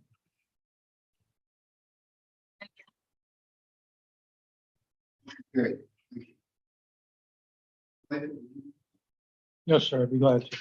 Mr. Chairman, I offer a resolution authorizing the transfer of property from St. Lawrence Louis Boces to St. Lawrence County at 2695 White Hill Road in the town of Hopkinton, County of St. Lawrence, and move for its adoption. Is there a second? Mr. Aaron, Mr. Burke, Mr. Smithers. Any discussion? No discussion, all in favor? Aye. Any opposed? Motion carried. Mr. White, one more time, please. Yes, sir. Mr. Chairman, I offer a resolution amending resolution number 197-2013, extending the authorization of St. Lawrence County to impose an additional 1% of sales and compensating use taxes, and move for its adoption. Is there a second by Mr. Smithers, Mr. Curran? Any discussion? Luke, you have 1%, it's what, $20 million now?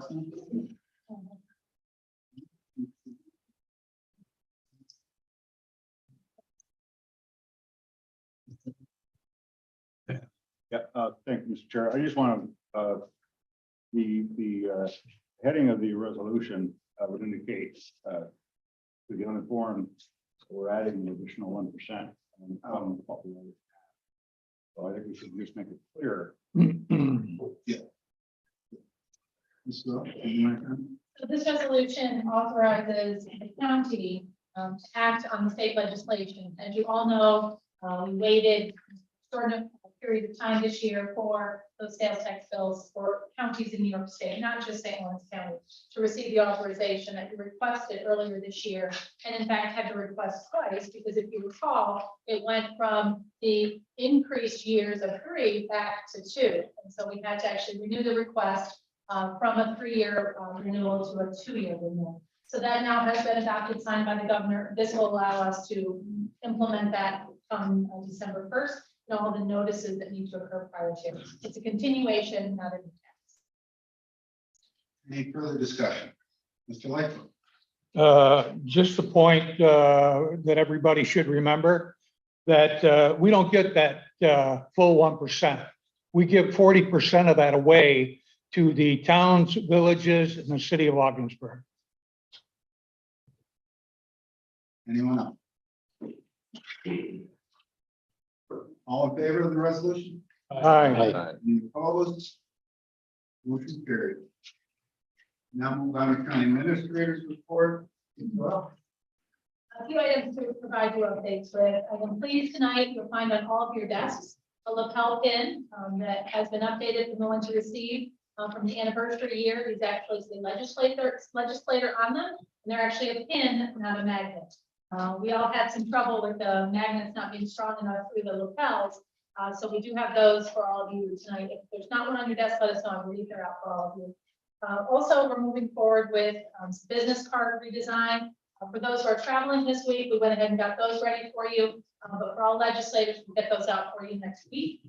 Making sure we have the QR code on the back so that folks can scan that and go right to the county website. Did want to report to you one transfer of funds in the amount of $3,800 for the treasurer's office. This was an unanticipated expense to replace the check folding machine, a 13-year-old piece of equipment that through many repairs and efforts to maintain the equipment was not able to be salvaged. So this will allow the department to replace that piece of equipment. I do want to begin though, my comments by apologizing and appreciate the board's gracious acceptance of our updated materials tonight. We have certainly been able to amend the agenda and have that adopted and clean up some of the mistakes that were made. So thank you for taking up also the resolutions that were time sensitive. More often than not, we prefer to have all our resolutions go through committee. The last few you considered this evening, Constitution Week, Sheriff's Week, all the way down through to the sales tax, had to be added to your packet. So when we can avoid that, we try to. These are very timely, considering also we're at the 11th day of the month. So I did want to thank you for that. Preparation for our 2024 tentative budget continues. We have finished review with departments. We finished our review of the personnel, which we segregated off this year. And we are now rolling to level 2. And if you recall from our budget discussions, level 1 is department entry. Level 2 is the budget team deliberations. Level 3 is presented as my tentative budget. Level 4 is the board's changes, if they would like to make changes to the tentative budget. And level 5 is the adopted version. So we're working towards being able to bring that to you in the near future. Did want to give you an update on our inspectors who've been paid. That was a question several of you provided me with inquiries for. Out of the 259 that worked on that day, 222 have been paid as employees. 17 left to be paid. They were all reached out to as of August 30th. To get their information back in to be paid. There were 6% of the 259 who elected not to be paid as employees who were not interested in working for the county in that capacity. And these last 2 payrolls, we were able to get 25% of the folks paid. If you want more specific numbers or have any inquiries you need to research for you, let us know. Also, to give you 2 updates that I generally share with you by email, 49% in the correctional facility of our incarcerated individuals are enrolled in the NAT program, and of that 49%, 12% is currently the population in the OTP is 167. This last week there were no admissions and no discharges, and we have 32 individuals awaiting employment. This coming week, is the NISAC conference. This is being hosted in Oneida County. Chair Forsyth and 2 legislators will be attending. With the staff, I will be attending a portion of it along with the county attorney, treasurer, commissioner, and the IT. Those folks throughout Wednesday through Friday. Tomorrow, vacancy review committee will convene at 9 a.m. We have 2 legislators to join us. There are 14 positions to be reviewed from 5 departments. So you'll see those on the committees throughout the month coming. Last week, the organization formerly known as the Fort Drum Regional Liaison Organization, but now more commonly known as Advocate Drum, held their meeting in St. Lawrence County at the Governor Community Center. And they focused on employment for military spouses and the economic development driving in the region by Fort Drum. Our partners at the IDA were able to present on our behalf, and legislators Lightfoot and Denisha were in attendance. It was well received by the community. And lastly, I wanted to let you know that our meeting schedule is slightly adapted this month. Next week, we will have a combined services and operations committee, as well as finance on the 25th. Thank you. Ms. Curran, you had a question for the county minister? The balance of people that have still not been paid, how do we pay them? There's 17 left. We're reaching out to them to get information. As soon as we have that information, or we know they don't want to be an employee, we can pay them. So it's in that. Any other questions for the county minister? Anyone have any old business? Anyone have any new business? I have one. 2. Do we have, is it possible to track how many people watch these meetings virtually? We can see if we can track that. Okay.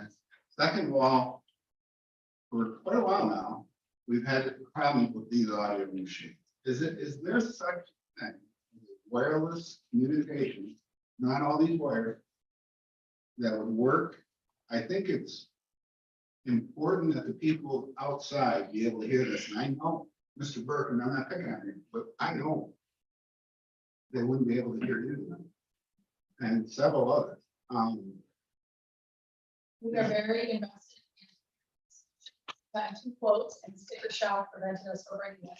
Well, let's talk about sticker shock sometime, and just see what it looks like, Okay. because I think it's important, especially in today's world, that people are able to hear this from outside. And I think there's a lot that they missed tonight. And some of that presentation there, those gals didn't have it. Great. Okay. Just a minute. Any committee report?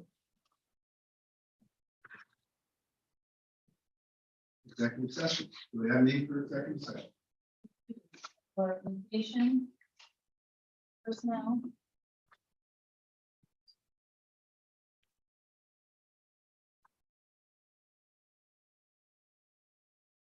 Medical financial credit.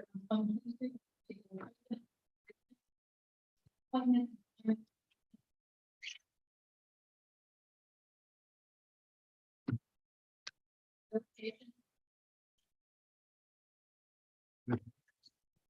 Second.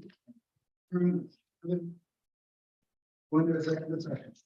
Thank you again.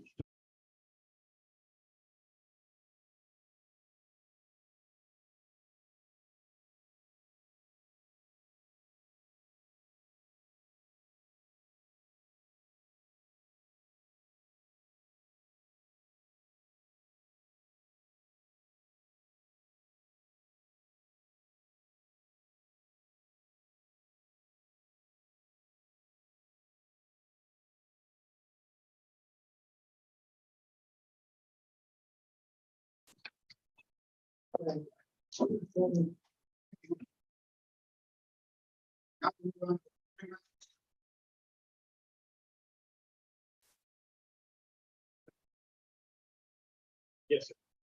Fair Services, Equipment, Community Services Board, OPWD Subcommittee, Curtis Lyon of Wyoming.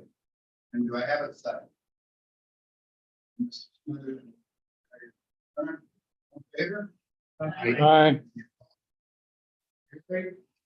Finance? Appointment for the St. Lawrence County Workforce Development Board.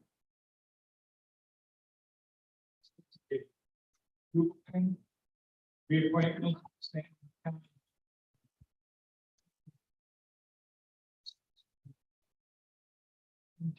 Table. Do I have a second? Great. Mr. Chair, I just want to say that I had the opportunity of working very closely with Brian Staples and Ernie LaBath over the past 5 years. They are huge assets to the IDA. They bring a wealth of knowledge, a wealth of history, and they have helped set the tone of keeping the IDAs a bipartisan agency whose only focus is on bringing new jobs and economic development to St. Lawrence County. And I'm proud to work alongside them and learn. Thank you, Mr. Gregg. Well, now, Move to adjourn. all in favor? Aye. Aye. Any opposed? Motion carried, chair's appointment. We're going to have a public health director search committee. It's going to be chaired by Ben Hall. And 2 other members, Rita Curran and John Burke. Second, Mr. Gregg. I